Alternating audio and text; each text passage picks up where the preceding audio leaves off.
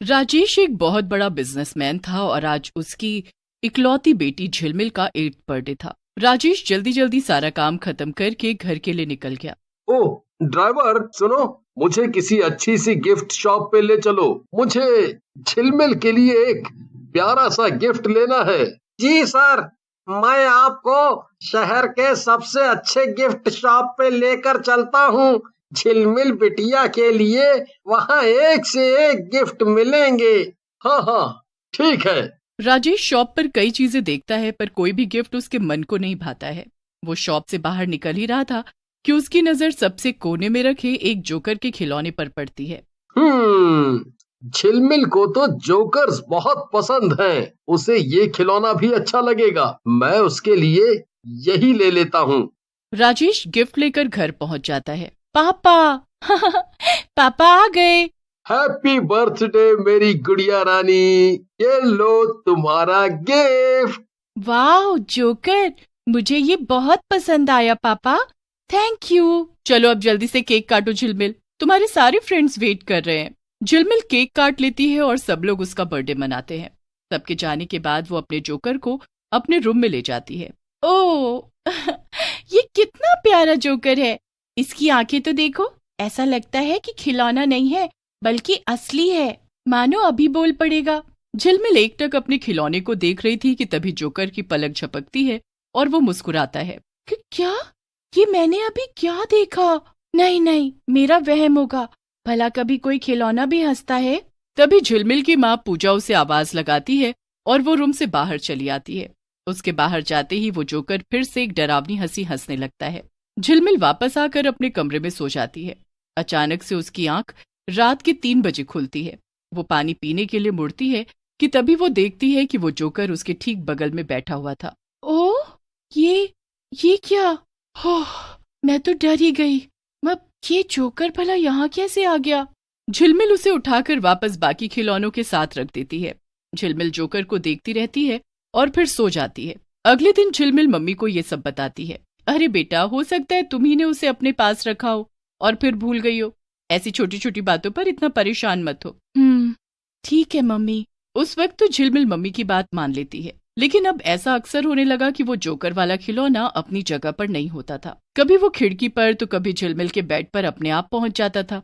झिलमिल इस बात को काफी नजरअंदाज करने की कोशिश कर रही थी, लेकिन उसे अब जोकर से डर लगने लगा था।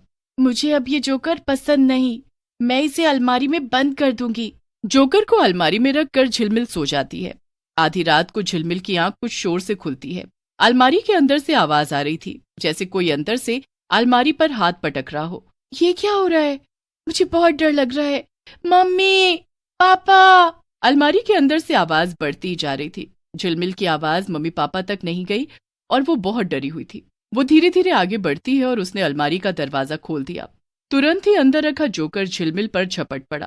तेरी इतनी मजाल, तूने मुझे इस अलमारी में कैद किया, मैं तुझे मार दूंगा।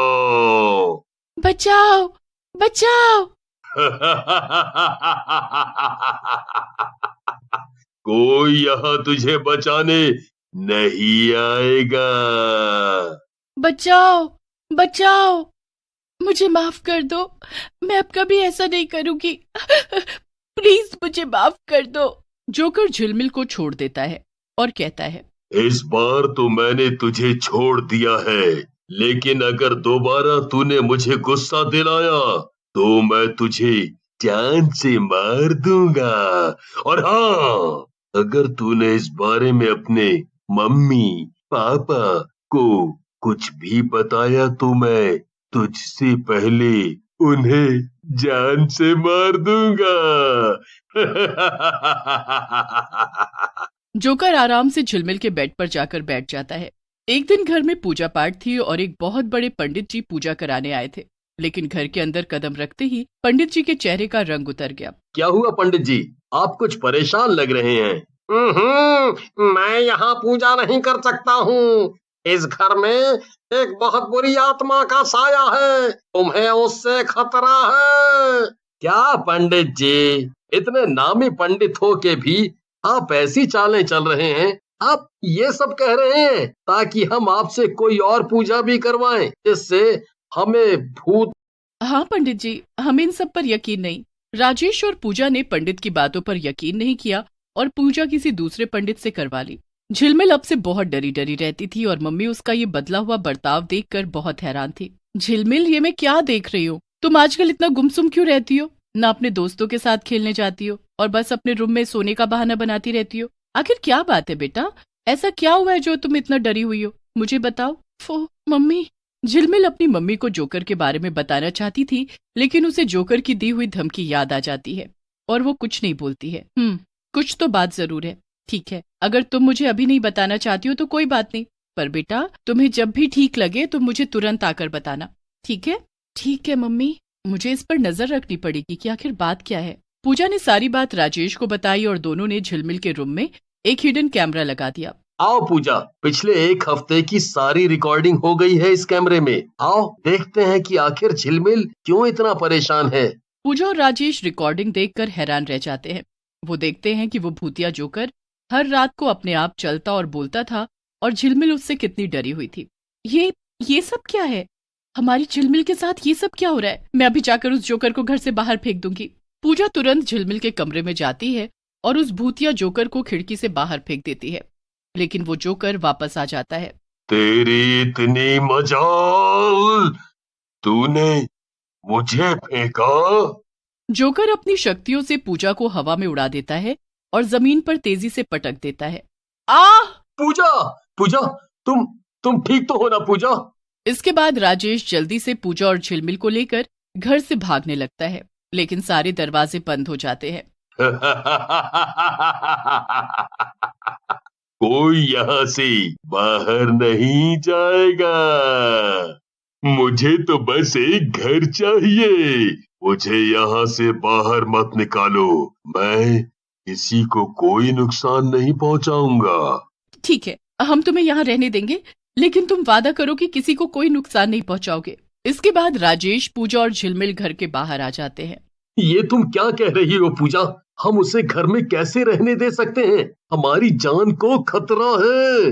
मैंने सिर्फ उसका ध्यान भटकाया है ताकि वो हमें नुकसान न पहुंचाए और हमें उससे पीछा छुड़ाने का समय मिल जाए। मुझे पता है कि वो कोई बुरी आत्मा है और हमसे झूठ बोल रहा है। उसे सिर्फ घर में नहीं रहना है, बल्कि कुछ और ही मकसद है उसका। आप जल्दी से उन पंडित जी के पास जाइए जिन पर हमने यकीन नहीं किया था, और उन्हें सब बताइए।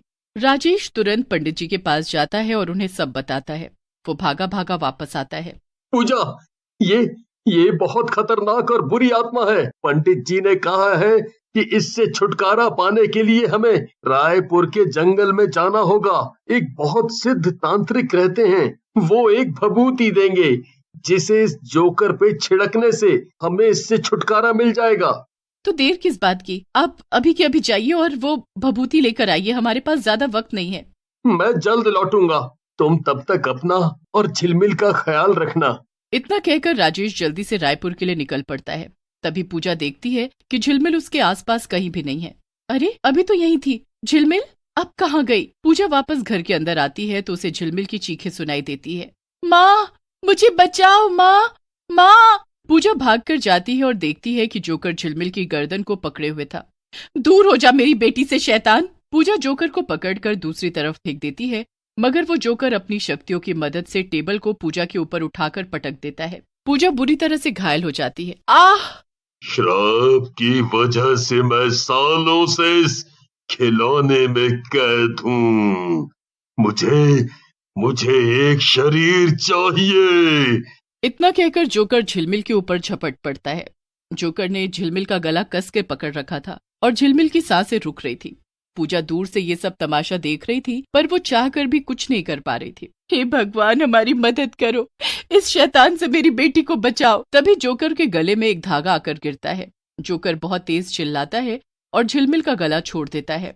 राजेश ने तांत्रिक की दी हुई सिद्ध रस्सी से जोकर का गला बांध दिया था और जोकर खुद को छुड़ा नहीं पा रहा था। नहीं, मेरी कहानी ऐसे ही खत्म नहीं होगी। इतना कहकर राजेश अपनी जेब से तांत्रिक बाबा की दी हुई भभूति निकालता है और उस जोकर के ऊपर डाल देता है। जोकर का खिलौना आग से जलने लगता है और राख हो जाता है। लेकिन उस राख से एक काली परछाई निकलती है और खिड़की से बाहर उड़ जाती है।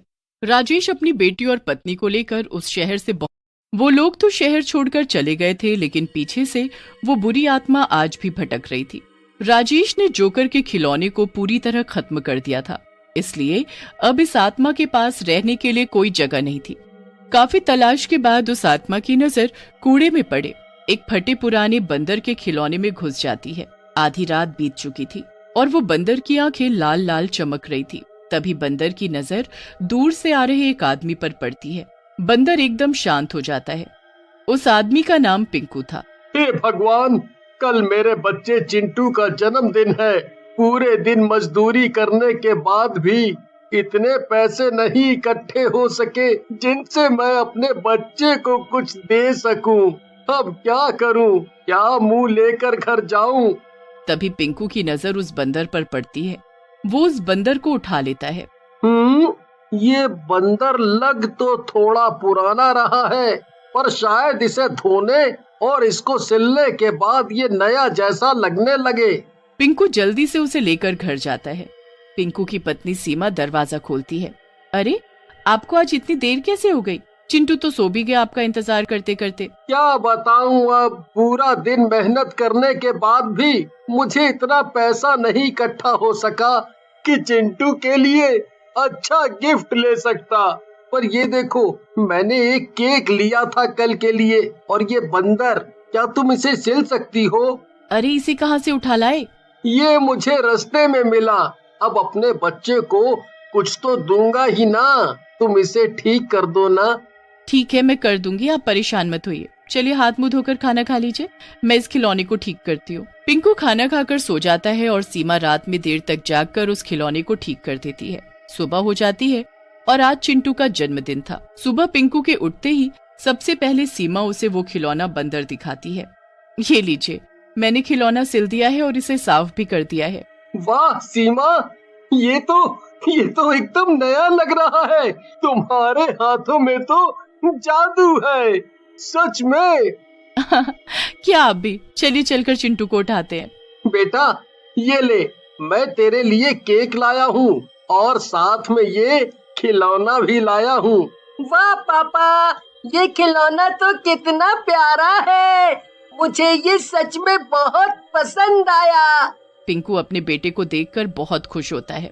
पापा, ये केक अभी रख देते हैं, जब शाम को टीना आएगी तो हम सब मिलकर केक काटेंगे। ठीक है बेटा, तुम्हारा जन्मदिन है तो जैसा तुम कहो। टीना चिंटू की कजिन थी जिसका घर पास में ही था। दोनों एक दूसरे को बहुत मानते थे। उधर चिंटू अपने बंदर के खिलौने को ले जाकर अपने कमरे के कोने में रख देता है। इस बार बंदर के खिलौने में कैद आत्मा ने ये सोच लिया था कि वो कोई न कोई शरीर तो हासिल करके ही रहेगा। जैसे ही शाम होती है, टीना आ जाती है और सब मिलकर केक काटते हैं।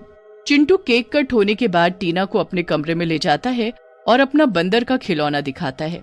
टीना बंदर को अपने हाथ में लेकर देखने लगती है। वाह, कितना प्यारा बंदर है चिंटू। तभी उस बंदर की आंखें एकदम लाल हो जाती हैं। टीना बंदर के खिलौने को छोड़ने की कोशिश करने लगती है, पर बंदर उसके हाथ को जोर से पकड़ लेता है। बचाओ, बचाओ, चिंटू, चिंटू, ये बंदर ने मुझे पकड़ लिया है। ये कैसे हो सकता है? रुको, मैं अभी इसे छुड़ाता हूँ। दोनों मिलकर बंदर को टीना के हाथ से छुड़ाने की कोशिश करने लगते हैं, पर बंदर चिंटू को बहुत तेज धक्का मारता है, जिससे चिंटू दूर जाकर गिरता है। बचाओ, बचाओ, बचाओ, मम्मी, पापा। इतना कहकर चिंटू बेहोश हो जाता है। उधर बंदर डरावनी हंसी हंस रहा होता है। इतने में बंदर जोर से टीना के सर को पकड़ लेता है और एक मंत्र गुनगुन। ईम भीम भट स्वाहा, इसकी आत्मा आ जाए खिलौने में और मेरी इसके अंदर। इतना बोलते ही श्रापित खिलौने में मौजूद बुरी आत्मा टीना के अंदर घुस जाती है और टीना की आत्मा उस बंदर में। टीना बंदर को दूर फेंक देती है और तभी चिंटू के मम्मी पापा भी दौड़कर कमरे में आ जाते हैं। बुरी आत्मा टीना की जगह ले लेती है। अरे, ये क्या हुआ चिंटू को? ये सब क्या हुआ? कुछ नहीं अंकल, पता नहीं चिंटू कैसे खेलते खेलते अपने आप बेहोश हो गया। सीमा चिंटू के ऊपर पानी डालती है और उसे होश आ जाता है। वो सीमा और पिंकू को सब बताने लगता है, पर टीना इशारे से उसे मना कर देती है। तो चिंटू भी यही कह देता है कि वो खेलते खेलते अपने आप बेहोश हुआ था। सब लोग वापस से बाहर वाले कमरे में चले जाते हैं। टीना, तुमने मुझे सब कुछ सच क्यों नहीं बताने दिया? क्योंकि इसकी कोई जरूरत नहीं है, सब बेवजह ही डर जाएंगे। ये सब बस एक इत्तेफाक था और कुछ नहीं। चिंटू कुछ और बोलने जा रहा था, मगर टीना उसे चुप करा देती है। टीना थोड़ी देर में अपने घर चली जाती है। चिंटू अभी तक सदमे में था। वो वापस अपने कमरे में जाता है और उस बंदर को देखता है। चिंटू अपने पलंग पर लेट जाता है और तभी बंदर जोर जोर से हिलने लगता है। ये क्या? ये बंदर तो फिर से हिल रहा है। मम्मी, मम्मी, पापा जल्दी आओ। क्या हो गया चिंटू? तुम क्यों चिल्ला रहे हो बेटा? मम्मी, इस बंदर को देखो, ये हिल रहा है। और इतना ही नहीं, इसमें से कुछ आवाजें भी आ रही हैं। पिंकू बंदर को लेता है और ध्यान से सुनने लगता है कि उसके अंदर से क्या आवाज आ रही है। बचाओ, बचाओ, कोई बचाओ। ये क्या? इसके अंदर से तो कोई बचाओ बचाओ चिल्ला रहा है। आप इसे नीचे रख दीजिए, ऐसा लगता है इसमें कोई बुरी आत्मा कैद है। नहीं नहीं, इसे जल्दी से हटा दीजिए। तब तक टीना, जिसमें वो शैतानी आत्मा थी, वो वहाँ वापस आ जाती है। बिल्कुल ठीक कहा आपने, इसमें एक बुरी आत्मा है और हमें जल्द से जल्द इसे आग लगाकर जला देना चाहिए ताकि वो हमें कोई नुकसान न पहुंचाए। सब लोग टीना की बातों में आ जाते हैं और साथ चल देते हैं भूतिया बंदर को जलाने के लिए। लेकिन चिंटू कुछ परेशान था। बंदर के अंदर से जो आवाज आ रही थी वो उसे कुछ जानी पहचानी सी लग रही थी, और तो और टीना का व्यवहार भी उसे अजीब लग रहा था। चिंटू बंदर को सीमा के हाथ से छीन लेता है और उसे पकड़कर घर के बाहर भाग जाता है। मम्मी पापा, आप चिंता मत करो, मैं इसे जला दूंगा। अरे बेटा रुको, ये काम खतरनाक है। पर चिंटू जल्दी से भागने लगता है। ये सब देखकर टीना के अंदर घुसी शापित आत्मा को गुस्सा आ जाता है और वो चिंटू के पीछे गुस्से से भागने लगती है। टीना डरावनी आवाज में कहती है, रुक जा चिंटू के बच्चे, रुक जा वरना अच्छा नहीं होगा। टीना को ऐसे देख पिंकू और सीमा भी डर जाते हैं और उनका पीछा करने लगते हैं। चिंटू भागता भागता एक कुएं के पास आकर रुक जाता है और ध्यान से बंदर के अंदर से आ रही आवाजों को सुनने लगता है। बचाओ चिंटू, मैं टीना। उस बंदर में मौजूद शैतानी आत्मा ने मुझे इसके अंदर कैद करके मेरे शरीर को हथिया लिया है। चिंटू ये सुनकर सब समझ जाता है। इतने में टीना भी वहां पहुंच जाती है और गुस्से से चिंटू की तरफ देखती है। चिंटू उसे देखकर डर जाता है। टीना चिंटू का गला पकड़ने के लिए हाथ आगे बढ़ाती है, मगर उसका हाथ जल जाता है। आह, आह, ये क्या है? चिंटू के गले में भगवान का लॉकेट था जिसे वो बुरी आत्मा छू भी नहीं पा रही थी। ओह, तो इस लॉकेट से इसे डर लग रहा है।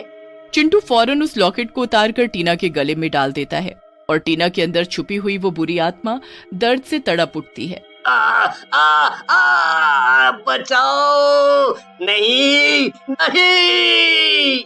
तब तक सीमा और पिंकू भी वहां आ जाते हैं। टीना बेहोश हो जाती है और उसके अंदर की वो बुरी आत्मा इस बार पूरी तरह से जल जाती है और उसकी कहानी हमेशा हमेशा के लिए खत्म हो जाती है। मेरे बच्चे, ये तूने कैसे किया? माँ, मुझे बस अपनी बहन को बचाना था और भगवान ने इसमें मेरा साथ दिया। इसके बाद बंदर के अंदर कैद टीना की आत्मा वापस अपने शरीर में आ जाती है और सब लोग बंदर के खिलौने को भी आग लगा देते हैं। फिर सब वापस अपनी जिंदगी खुशी खुशी बिताने लगते हैं।